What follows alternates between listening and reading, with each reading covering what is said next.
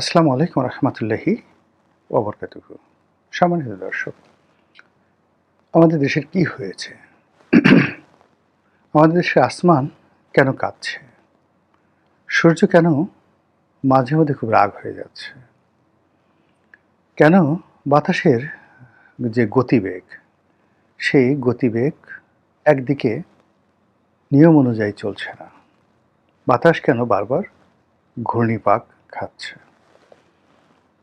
যাদের হাতে অর্থ আছে তারা কেন ছটফট করছে? যাদের হাতে ক্ষমতা আছে তারা কেন অশান্তিতে রয়েছে? যাদের হাতে কোনো ক্ষমতা নেই, অর্থ নেই, বিত্ত নেই, তারা কেন বিক্ষুব্ধ? মানুষ কাজ করার চাইতে কেন অলসতাকে এই মুহূর্তে বেছে নিচ্ছে? বেঁচে থাকার চাইতে মৃত্যুকে কেন অনেক মানুষ শ্রেয় মনে করছে? কেন সমাজের যে পাপ, পঙ্কিলতা, এটি একেবারে নির্মম থেকে নির্মমতার দিকে যাচ্ছে? মানুষ কেন এত পাষণ্ড হয়ে যাচ্ছে? অপরাধ কেন তৃণমূলে ছড়িয়ে যাচ্ছে? এই বিষয়গুলো নিয়ে আলোচনা করব। আমি প্রকৃতিতে বিশ্বাসী একজন মানুষ। যারা ধর্মকর্ম পালন করেন তারা এটাকে ধর্মীয় বিশ্বাস বলতে পারেন। যারা ফিলোসফিক্যাল ওয়ার্ল্ডে থাকেন, যারা মনে করেন যে এই পৃথিবী একটা ইউনিক সৃষ্টির মধ্যে চলছে, যারা জার্মান ফিলোসফি বিশ্বাস করেন, সেই শপেনহাওয়ার, নিটশে, এমনকি যে সকল বড় বড় লেখক, গেটের মতো দার্শনিক লেখক, কিংবা যারা আরও আগে মার্কাস অর্লিয়াসের মতো, কনফুসিয়াসের মতো বা সানঝুর মতো দার্শনিকদেরকে যারা মনে করেন যে এদের চিন্তা চেতনা দ্বারা পৃথিবী আলোকিত, আমি সেটাও বিশ্বাস করি। এবং এই দুয়ের মধ্যে, অর্থাৎ মোহাম্মদ রসুল্লাহ সাল্লাহ সাল্লামের যে ধর্ম বিশ্বাস কিংবা ধরুন অন্যান্য ধর্মের মধ্যে মৌলিক এবং বেসিক যে খুব বেশি পার্থক্য আমি আসলে ওরকম দেখিনি। আচার আচরণগত ইবাদত করার যে ভঙ্গি বা কথাবার্তা, খাদ্যাভ্যাস, এই জিনিসগুলোতে বৈচিত্র্য আছে স্থানকাল পাত্রভেদে, কিন্তু প্রকৃতি নিয়ে, আসমান জমিন গ্রহ তারা, মানুষের নিয়তি, মানুষের কর্ম নিয়ে যে সকল কথাবার্তা ধর্মে বলা আছে, ঠিক একই কথা বিজ্ঞান বলছে, একই কথা দর্শন বলছে, এবং একই কথা আমরা বলছি সাধারণ আমজনতা। তো সেই কারণে কি হলো, যখন কোনো একটা দেশ উন্নতির চরম শিখরে পৌঁছে যায়, মাঠ ভরা ফসল, গোয়াল ভরা গরু, পুকুর ভরা মাছ, বাগান ভরা ফুল ফল, বন বনাঞ্চলে পাখির কলকাকলি, ধরে নেওয়া হয় সেটা আল্লাহর রহমত প্রাপ্ত একটি অঞ্চল। কেন এটা হয়? সেখানের মানুষদের প্রতি আল্লাহ রহম করেন। প্রথমত দুটো কারণে রহম করেন। তিনি তার ইচ্ছা অনুযায়ী, তার মনে হলো তিনি রহম করবেন, তিনি এখন মক্কা মদিনা আরব অঞ্চলে তিনি স্বর্ণরূপ্য, তারপর হীরামণি মুক্তা জহরত থেকে শুরু করে তেল আরবে দেবেন। এটা তার ইচ্ছা, কোনো কারণ নেই, কোনো কর্ম নেই, এটা আল্লাহর ইচ্ছা। তো আল্লাহ রাব্বুল আলামিন কখনো কখনো কোনো জাতিকে একজন ভালো নেতা দেন। একজন নেতা রাষ্ট্র ক্ষমতা লাভ করার সঙ্গে সঙ্গে ওই দিন 1 ঘন্টার মধ্যে সেই দেশে সব পরিবর্তন হয়ে যায়। জুলিয়াস সিজার, নেপোলিয়ন বোনাপার্ট, কার্থেজের হানিবল বার্কা, তার আগে তার বাবা Hamilcar Barca, Alexander, Darius, Cyrus, Xerxes, Sargon, Shi Huangdi, এরকম অসংখ্য নাম আপনি বলতে পারবেন, যারা একটা বিশৃঙ্খল জাতিকে মুহূর্তের মধ্যে সুশৃঙ্খল করে ফেলেছিলেন, একটা অসাধারণ দেশ, সমাজ, রাষ্ট্র এবং সাম্রাজ্য প্রতিষ্ঠা করেছিলেন, এবং এখনো পর্যন্ত পৃথিবীবাসী তাদেরকে স্মরণ করে এবং তাদের জন্য দোয়া করে। এটা আল্লাহ দেন। আবার আল্লাহ রাব্বুল আলামিন চেঙ্গিস খান দেন, হালাকু খান দেন, হিটলার, মুসোলিনি, এরপরে আইভান দ্য টেরিবল, রাশিয়ার একজন জার ছিলেন আইভান দ্য টেরিবল, নামটা শুনেই তো বুঝতে পারেন তার নামটা কেমন ছিল। এরকম কুশাসক দেন জীবনটাকে তছনছ করে দেওয়ার জন্য মানুষের। এখন আল্লাহ এই কাজগুলো নিজের ইচ্ছা মতো করেন। তো নিজের ইচ্ছা মতো করেন, কিন্তু দার্শনিক যারা আছেন, ইমাম গাজ্জালির মতো যারা দার্শনিক আছেন, তারা এগুলোর কারণ বের করার চেষ্টা করেছেন কেন এরকম হয়।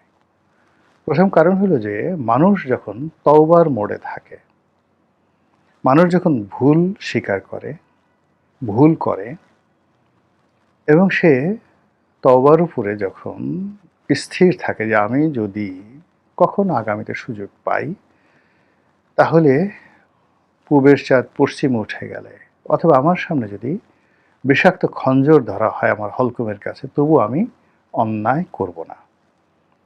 এরকম যখন মানুষের মধ্যে একটা জিদ চলে আসে, মানুষ ভালো কিছু চায়, তখন আল্লাহ রাব্বুল আলামিন তাদেরকে ভালো নেতা দেন, এবং এর সাথে বড় উপহার আর হতে পারে না। আল্লাহ শিখিয়ে দিয়েছেন আল্লাহ রাসূলকে যে আপনি মোনাজাত করুন, দোয়া করুন, ওয়াজআলনা লিল মুত্তাকিনা ইমামা, হে আল্লাহ তুমি আমাকে পরহেজগার লোকদের নেতা বানিয়ে দাও। তো এই যে যারা পরহেজগার লোক, আল্লাহকে বিশ্বাস করে, রাসূলকে বিশ্বাস করে, নিজের মনকে নরম রাখে, এবং তারা মনে করে এই দেশের যত অধঃপতন, আমার ক্ষুদ্র জায়গা থেকে আমারও পাপ ছিল বা পাপ আছে, আমি তওবা করছি, আস্তাগফিরুল্লাহ, আল্লাহ তুমি আমাকে একজন ভালো নেতা দান করো, আমাদের দেশকে ভালো নেতা দান করো, তখন আল্লাহ বহু মানুষের এইভাবে দোয়ার ফলে ভালো নেতা দান করে। ইতিহাসে আমরা তালুত জালুতের কাহিনী জানি, আমরা হযরত দাউদ আলাইহিস সালামের কাহিনী জানি, হযরত সুলাইমান আলাইহিস সালামের কাহিনী জানি, এবং বনী ইসরাইল জাতিকে উদ্ধার করার জন্য আমরা হযরত মুসা আলাইহিস সালামের কাহিনী জানি, যেখানে আল্লাহ রাব্বুল আলামিন দিয়েছিলেন। তো এরকম যখন ঘটনা ঘটে, আল্লাহ যখন ভালো নেতা দেন, তখন ওই যে বললাম যে বন বনানীতে এইভাবে আনন্দের বন্যা বয়ে যায়। This is one. Second thing হলো যে রাষ্ট্র ক্ষমতায় মন্দ লোক বসে যায়। তওবা করার পরেও, মানে ক্ষমতা লাভ করার পরে মানুষ তার অতীতকে ভুলে যায়, সে আবার মন্দ কাজ করা শুরু করে। অথবা মানুষ তার যে দুঃসময় আছে, সেই দুঃসময় চলে যাওয়ার পরে যখন সুসময় আসে, সে তখন আবার আগের মতোই, তার হৃদয় কঠোর হয়ে যায়, সে আগের মতোই মন্দ কাজ করে। তখন এদেরকে আল্লাহ ভালো নেতা না দিয়ে মন্দ নেতা দেন। আর মন্দ নেতা, যে মন্দ নেতা, ধরুন এখন শেখ হাসিনা অন এক্সাইলে আছেন, তারেক রহমান সাহেব এক্সাইলে ছিলেন 17 বছর। তো তারেক রহমান সাহেব বা শেখ হাসিনা, তাদেরকে তো আল্লাহই ক্ষমতা দিয়েছিলেন। 2001 সনে তারেক রহমান সাহেবকে দিয়েছিলেন, আর 2008 সনে শেখ হাসিনাকে দিয়েছিলেন। আল্লাহ এই দুজনের ক্ষমতাই কেড়ে নিয়েছেন। কেড়ে নিয়ে শেখ হাসিনাকে এখন দিল্লিতে রেখেছেন, আর তারেক রহমান সাহেবকে ক্ষমতা ছিনিয়ে নেওয়ার পর আবার ক্ষমতার চেয়ারে তিনি বসিয়েছেন। এখন এখানে রসায়নটা কীভাবে হয়, প্রকৃতির রসায়নটা কীভাবে হয়? ধরুন এই তারেক রহমান সাহেব যখন লন্ডনে ছিলেন, তিনি কি ভালো চিন্তা করেছেন, এবং তার সেই ভালো চিন্তার পরিমাণের উপর নির্ভর করেছে আল্লাহ তাকে ক্ষমতা ফিরিয়ে দেওয়া বা না দেওয়া। যেহেতু সে ক্ষমতা ফিরে পেয়েছেন, সেহেতু ওই সময়টিতে বিধাতার কাছে, মালিকের কাছে, রবের কাছে তার কমিটমেন্ট ছিল, তার আনুগত্য ছিল, তার সাবমিশন ছিল, তার কতগুলো ডিটারমিনেশন ছিল। সেই জিনিসগুলো তিনি করেছেন। এরপরে আল্লাহ তার প্রতি দয়া করে আবার ক্ষমতা বসিয়েছেন। এখন ক্ষমতায় বসার পর তিনি যদি সেই জিনিসগুলো ভুলে যান, আল্লাহকে ভুলে যান, আল্লাহ তাকে যে সকল সাহায্যকারী শক্তি দিয়েছিল, সুলতানান নাসিরা হিসেবে যে সকল মানুষ তার সামনে, পেছনে, ডানে, বামে, কিংবা তার অজান্তে যে মানুষগুলো তার জন্য কাজ করেছেন 17 বছর ধরে, সেই মানুষগুলোর সঙ্গে তার যদি সুসম্পর্ক থাকে, তিনি যদি তাদেরকে চিনতে পারেন, তাহলে বুঝতে হবে তিনি হিদায়াতের উপর আছেন। আর তিনি যদি সেটা বুঝতে না পারেন, তাহলে ধরে নিতে হবে তিনি আল্লাহর যে নিয়ামত, সেই নিয়ামতটা তিনি খুব দ্রুত হারিয়ে ফেলবেন। এর কারণ হলো আপনি যে সফল হবেন, বিশেষ করে রাজনীতিতে, জীবনের অন্য যে কোনো ক্ষেত্রে, এর দুটো সূত্র আছে। একটা সূত্র হলো যে আপনার যখন সুসময় আসবে, তখন আপনি যদি সফল হন, মানে সুসময়টাকে আপনি কাজে লাগাতে পারবেন দীর্ঘমেয়াদে, তখন দুঃসময় আপনার যারা বন্ধু, এবং আপনি দৃশ্যত জানেন যে এই লোকগুলো মন্দ, চরিত্রহীন, জেনাকার, ব্যভিচার, ঘুষখোর, তাদেরকে আপনার ধারের কাছে ভিড়তে দেবেন না। আর যে লোকগুলো আপনার শত্রু, কিন্তু আপনি জানেন যে এরা সৎ, ভালো, আপনার সাথে জ্ঞানী এবং আপনার চেয়ে উত্তম, আপনি তাদেরকে হাতে ধরে হোক, পায়ে ধরে হোক, আপনি আপনার কাছাকাছি রাখবেন আপনার সভাকে আলোক উজ্জ্বল করার জন্য। ধরে নেবেন যে আপনি হেদায়েত প্রাপ্ত হয়েছেন, আপনি লাভবান হবেন। উদাহরণ হিসেবে বলি, যেমন সম্রাট আকবর। সম্রাট আকবরের ১ নম্বর সূত্র ছিল রাজা টোডরমল। রাজা টোডরমল ছিলেন প্রাইম মিনিস্টার অফ শেরশাহ। তো সেই রাজা টোডরমলকে যখন আকবর পেলেন, ডিউ টু হিজ কোয়ালিটি, তাকে তিনি জোর করে, সবাই বিদ্রোহ করলো, তারপরে তিনি তাকে তার অর্থমন্ত্রী বানালেন এবং এটা ইতিহাস হয়ে গেল। আর অন্যদিকে আপনি যে লোকটাকে জানেন যে এই লোকটা সবচেয়ে বড় লুচ্চা, এই লোকটা সবচেয়ে বড় চরিত্রহীন, জেনাকার, ব্যভিচারী, এ বুয়াও, মানে বুয়া মুয়া এর কাছে কোনো বিষয় না, বেশ্যামের কাছে কোনো বিষয় না। আর টাকা যদি আবর্জনার মধ্যে থাকে, গুয়ের মধ্যে থাকে, এই গুয়ের মধ্যে থেকে চেটে চেটে সে টাকা নেবে। এরকম একটা লোককে আপনি ধরেন অর্থমন্ত্রী বানিয়ে দিলেন, সঙ্গে সঙ্গে আপনি আল্লাহর যে নিয়ামত, সেই নিয়ামতটাকে অপমান করলেন, আপনার উপর থেকে বরকত উঠে যাবে। তো এই গেল একটা বিষয়। এখন শেখ হাসিনাকে নিয়ে কথা বলি। ধরুন শেখ হাসিনা সেই ১৭ বছর শাসন করার পর তিনি চলে গেলেন। চলে যাওয়ার পর এখন তিনি যদি মনে করেন অন্তরস্থল থেকে, কাউকে বলার দরকার নেই, ইট বিটুইন হার অ্যান্ড অলমাইটি আল্লাহ, যে হে আল্লাহ, আমি এই ভুলগুলো করেছি, আমার এগুলো করা ঠিক হয়নি, আমি সরি, আমি মাপ চাই, আমি তওবা করি, আল্লাহ আমি যদি আবার ক্ষমতা পাই, আল্লাহ আমি জীবনে এই কাজগুলো করব না, এই বিষয়গুলো আমি এই এই লেদু, এই গেদু, ধলা, এ আমাকে শেষ করছে, রাষ্ট্রের টাকা শেষ করছে, ইত্যাদি ইত্যাদি, আমি ক্ষমতায় এসে এদেরকে সবার আগে বিচার করব, আমার নিজের হাতে আমি এদেরকে বিচার করব, শিরচ্ছেদ করব, আর ভালো ভালো মানুষদেরকে আমি পুনর্বাসিত করব। আল্লাহ তার ক্ষমতা ফিরিয়ে দিতে পারেন, হয়তো আজ, হয়তো কাল, হয়তো ১৭ বছর পরে। কিন্তু তিনি যদি সেটা না করেন, তাহলে আবু জাহেলের যেভাবে মৃত্যু হয়েছে, আবুল আহাবের যেভাবে মৃত্যু হয়েছে, ঠিক একইভাবে কিন্তু তারও এই ইহলীলা সাঙ্গ হবে। এই হলো প্রকৃতির নিয়ম। এখন সেই প্রকৃতির নিয়ম অনুযায়ী বাংলাদেশ কি অবস্থায় আছে, কেমন হবে, কোন দিকে যাবে, সেটা আপনারা ইজিলি বুঝতে পারছেন এবং আগামীতে আরও বুঝতে পারবেন। কিন্তু আমি যে বিষয়গুলো এখন বলছি, সেটি হলো এই সময়টাতে আমাদের প্রকৃতিতে কি হয়েছে যে আমাদের কারো মনে শান্তি নেই। এই সময়তে আমাদের তো শান্তি থাকার কথা, কেন আমাদের আনন্দ নেই, কেন আমাদের এত আতঙ্ক?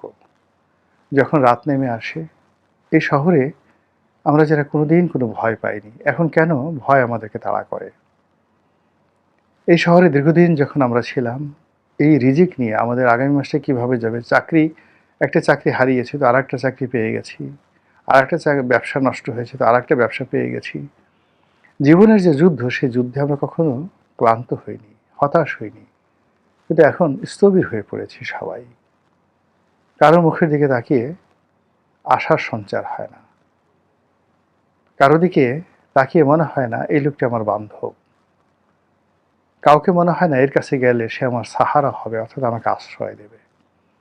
সব মিলিয়ে যে পরিবেশ, সব মিলিয়ে যে পরিস্থিতি, সেই পরিস্থিতির কারণে আমাদের এই দেশে আমরা এখন কেউ ভালো নেই। মানুষ ভালো নেই, পশু পাখি জন্তু জানোয়ার ভালো নেই, বৃক্ষলতা নদী নালা ভালো নেই, পাখির কণ্ঠে গান নেই।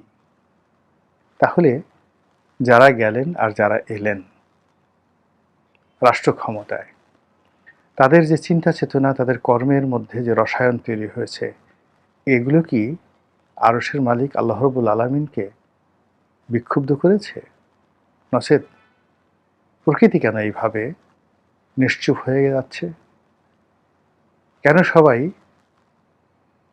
এই সময়টিকে আনন্দমুখর করতে পারছে না? কেন রাজা থেকে প্রজা, সিপাহী থেকে সেনাপতি, কোতোয়াল থেকে চোর, প্রত্যেকটা মানুষ যার যার জায়গাতে অসুখী, ভীত, সন্ত্রস্ত এবং হতাশ। মহান আল্লাহ আমাদের সবাইকে হেদায়েত দান করুন এবং হেফাজত করুন। আসসালামু আলাইকুম ওয়া রাহমাতুল্লাহি ওয়া বারাকাতুহু।